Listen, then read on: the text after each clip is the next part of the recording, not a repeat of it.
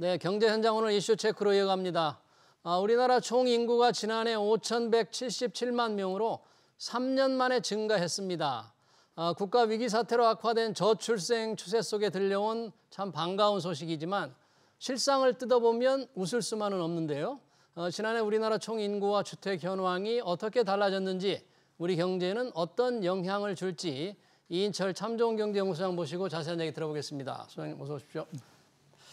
자, 이 저출산으로 인구가 줄 줄 알았는데 지난해 11월 1일 기준 총 인구죠. 늘었습니다. 작년에. 이거 어떻게 늘어난 겁니까, 이게 지금? 그렇습니다. 이제 2021년, 2022년 줄곧 내림세를 기록하던 총 인구수가 지난해 3년 만에 증가세로 돌아섰습니다.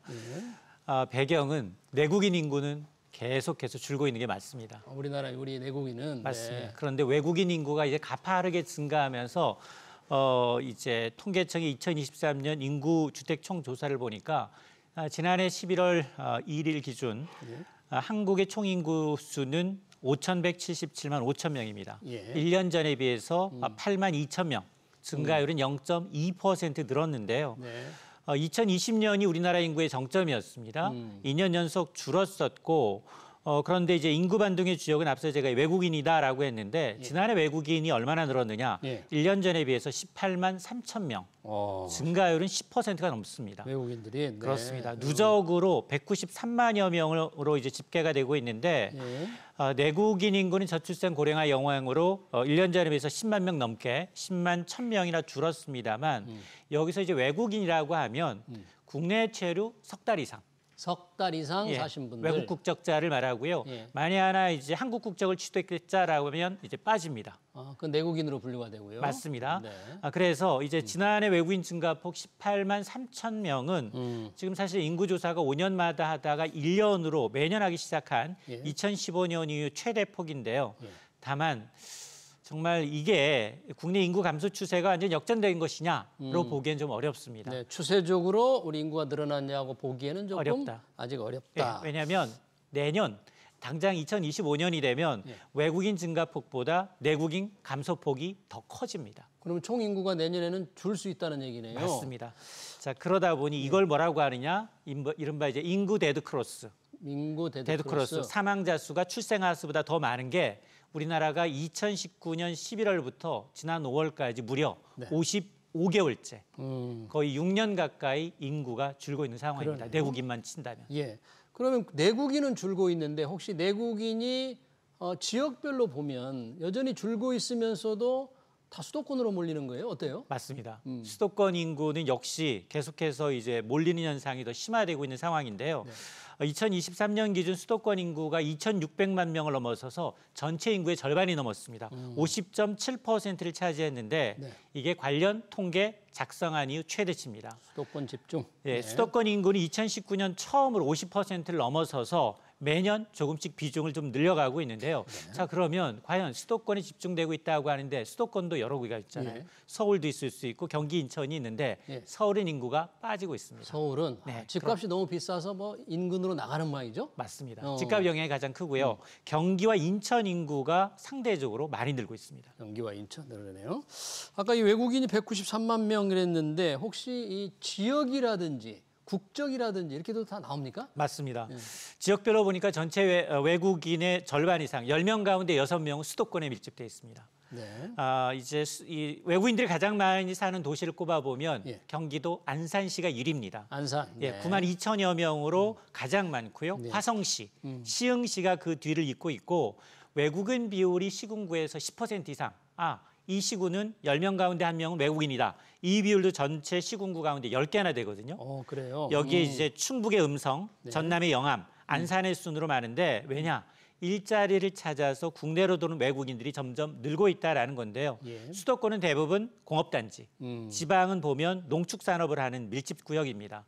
그러다 보니 외국인들의 이 생산 연령 인구를 보다 보니까 30대가 가장 많아요. 30대 중반 인구, 30대 인구가 전체의 한 28%로 가장 큰 비중을 차지하고 있고 국적별로 보게 되면 우리가 흔히 얘기하는 조선족들, 중국, 한국계 중국인이 53만여 명으로 27%로 가장 많고요. 베트남이 한 24만여 명으로 그 뒤, 그리고 중국인, 태국인의 순으로 많았는데 특히 이제 이 지난해 이제 우리나라가 외국인 고용 허가제 규모가 대폭 늘어났거든요. 예. 그동안 코로나 때문에 굉장히 일자리 잡기 어려웠던 중소 이제 이 업체들, 제조업이라든가 조선업, 건설업, 농축산업, 서비스업의 경우에는 예를 들어서 뭐 한식이라든가 음식점이라든가 호텔 콘도업의 경우에는 주방보조원이나 건물 청소원에 한해서 외국인 이제 취업 비자가 가능해졌거든요. 이러다 보니까 한 3분의 2 이상 증가분이 대부분 취업 비자를 가지고 들어온 겁니다. 네, 이런 외국인이 없으면 뭐 산업이 돌아가기가 어려울 정도로 우리 인력이 좀 부족한 상태니까 그분들이 늘어나는 건 정말 자연스러운 현상으로 봐야 되겠네요. 우리 인구, 국내 인구는 줄어들고 외국인 때문에 전체 인구는 늘었지만 인구 나이별로 보면 지금 고령화는 더 빨라지고 있다면서요? 맞습니다.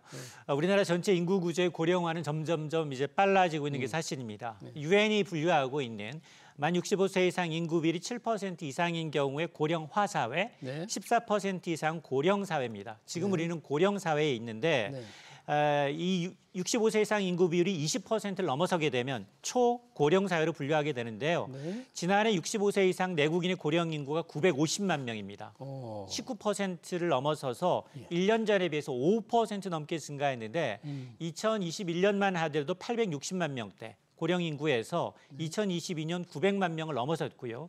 지난해 950만 명, 올해는 아마 1000만 명 가까이 늘어날 것으로 보여서 매년 5%씩 늘고 있는데요.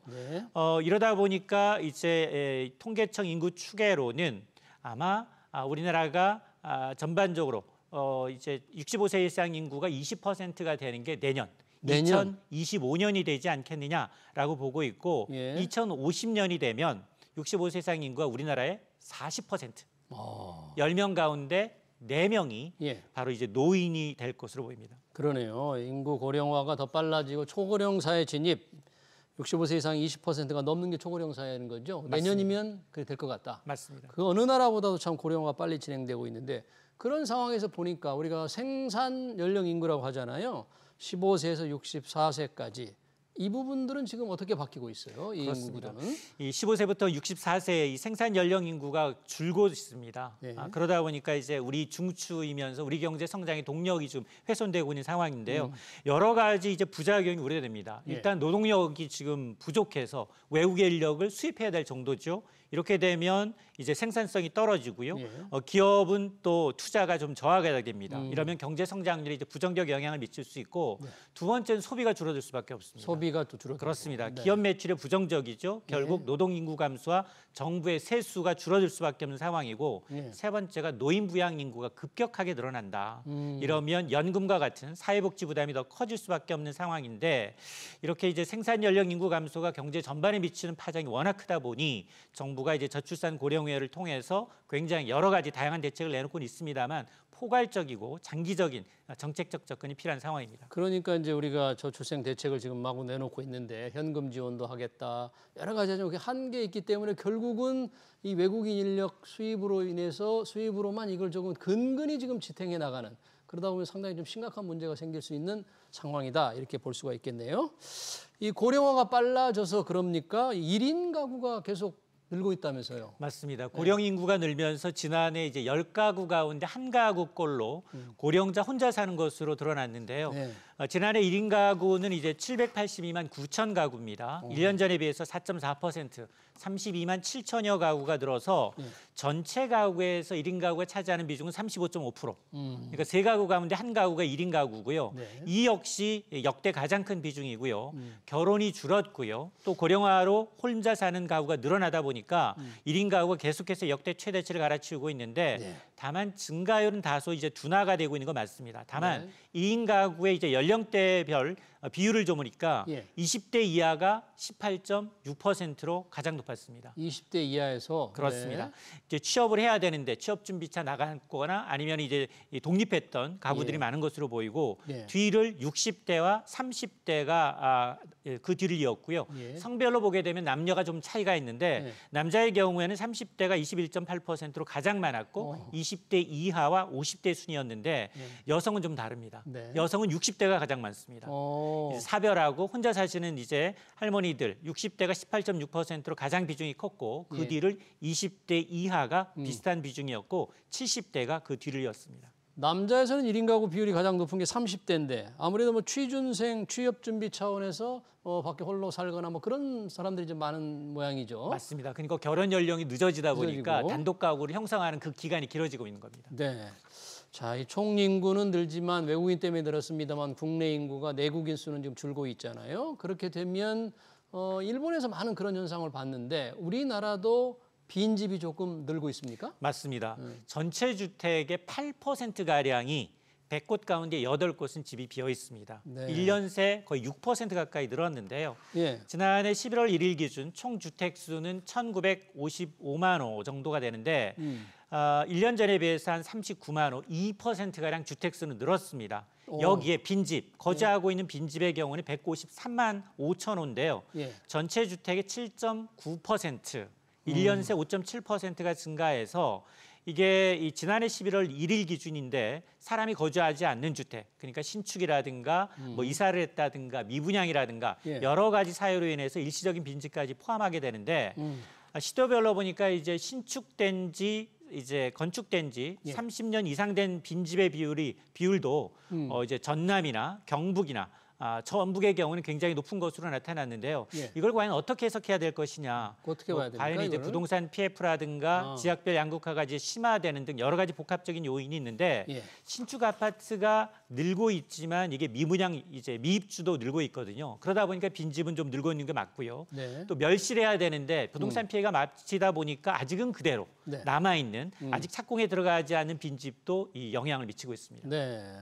자, 이 빈집이 계속 늘어나면 이 지역도 상당히 위태로워지고 그 빈집을 어떻게 처리할 것인가 이것도 상당히 큰 문제가 될 텐데 일본에서도 많은 그런 어려움을 겪었는데 우리가 저런 걸 좀 배워가면서 대책을 좀 찾아야 될 것 같습니다.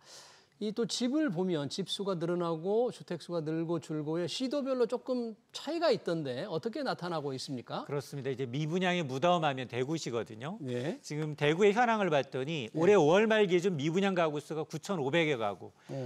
지난해 2월 이제 13,000여 가구 이후에 15개월 연속 감소 추세이긴 하지만 네. 전국적으로 봤을 때는 여전히 많습니다. 근데 미분양이 많은데 여기는 주택 공급도 늘고 있다는 게 문제입니다. 주택 공급도 늘고 맞습니다. 있다. 시대별로 보니까 이제 주택 증감률을 보니까 대구가 1위입니다. 예. 5% 늘어서 전국에서 가장 주택 공급률이 높습니다. 예. 여기다 이제 그 뒤를 인천과 충남이 예. 다소 높게 나타났는데 올 상반기 아파트값 하락률 1위는 세종시였고요. 예. 가장 많이 떨어졌고 2위가 어디냐? 바로 이 미분양으로 어려움을 겪고 있는 대구시가 2.56% 하락했는데 네. 집은 많이 짓고 있는데 분양은 잘 안 되고 있다. 네. 이런 것들이 보다 보니까 이제 집값 하락과 이제 아파트 미분양이 증가하는 요인이 맞물려 있어서 네. 아마 이제 전국 지자체 가운데 가장 미분양에 대한 고심이 큰 곳은 대구시로 나타났습니다. 그러니까 상대적으로 공급이 좀 늘어서 결국은 수요가 뒷받침되지 않은 상태에서 공급이 늘어나니까 집값이 떨어진다. 맞습니다. 결국 수요 공급의 영향으로 봐야 되겠네요. 그러면. 맞습니다. 왜냐하면 이렇게 미분양이 많다라고 하면 네. 이제 사실은 부동산 PF라든가 계속 신규 주택 공급이 줄어야 하지만 예. 지금 주택 공급을 하고 있는 건 3, 4년 전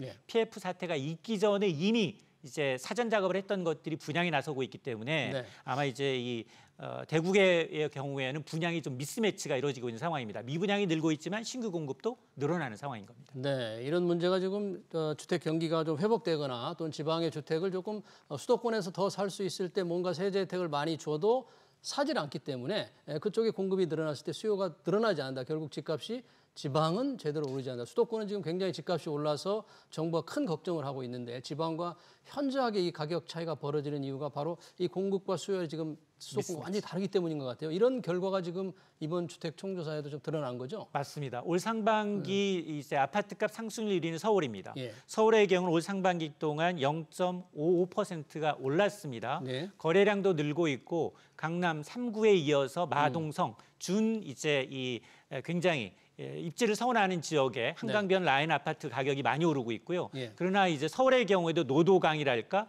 이제 좀 입지가 조금은 이제 선호가 떨어지는 지역의 경우는 아직 상승세가 가파르지가 않거든요. 네. 자, 그러다 보니까 입지별로 지금 굉장히 좀 양극화가 형성되고 있는 것도 맞고 특히 지방의 경우는 아직도 이제 미분양이 좀 많이 쌓여 있는 상황이기 때문에 예. 앞으로도 금리가 낮아진다 하더라도 네. 그리고 PF 시장이 좋아진다 하더라도 이런 양극화 현상은 더 벌어질 가능성이 높습니다. 정부는 지금 수도권 중심으로 집값이 오르는 거에 대해서 굉장히 지금 불안해하면서 오늘 윤석열 대통령이 뭔가 공급 관련해서 특별한 대책을 마련하라 이제 이런 지시를 했지 않습니까? 그런데 지방의 온도와 서울 수도권의 온도가 현격하게 차이가 나거든요. 맞습니다. 이런 부분들은 전혀 지방에서는 지금 집값이 오르는 걸 느낄 수가 없는 상황인데 공급 대책이 늘린다 하더라도 와닿지 않을 것 같아요. 맞습니다. 지금 사실은 집값이 오르는 이유는 일단 금리 인하를 선반영한 대출 금리가 많이 내리고 있고요. 예. 그리고 앞으로 2, 3년 내 입주할 아파트가 굉장히 적어지더라라는 조급함이 있고요. 여기다 정책성 이제 이 자금들, 뭐 이제 신생아 특례 대출이라든가 이제 신생아를 출생할 경우에는 뭐 연 최대 1%대 낮은 저금리 대출이 가능하다 보니까 이런 이제 정책성 자금이 오히려 집값을 좀 올려가는 이 상황이 있습니다. 네. 그러다 보니까 이제 한시적으로 보면 이제 서울이라든가 굉장히 입지 선호도가 높은 지역의 경우에는 지방에서까지 이제 원정 출산이 나타나고 있지만 원정에서 이제 집을 매수하는 경우가 나타나고 있지만 하지만 그러나 서울 지역에서도 양극화가 나타나고 있고 특히나 지방의 경우에는 더더욱 이제 이 지금 침체의 골이 좀 깊어지고 있기 때문에 아마 정부가 이제 이 정책을 전국적으로 똑같이 펴긴 좀 어려울 것으로 보이고요. 네. 미분양이니 지방은 좀 활성화시키되 그러나 이제 과열 조짐을 보이고 있는 서울과 수도권의 경우에는 조금 다른 잣대를 들이대야 할 것으로 보입니다. 어쩌면 정부가 이런 수도권 집값이 오르는 거를 방조하거나 조장했다는 비판을 받을 수도 있을 것 같아요. 들어보니까 물론 금리 인하 때문에 집값이 오를 수도 있지만 각종 정책 자금을 통해서 집을 살도록 유도한 측면 그런 부분에 대한 것은 정부도 나름의 좀 책임이 있지 않나 이런 지적도 지금 피하기는 어려울 것 같네요. 네, 2023년 지난해 주택 인구 총조사 관련 얘기 잘 들었습니다. 지금까지 이인철 참 좋은 경제연구소장이었습니다. 고맙습니다.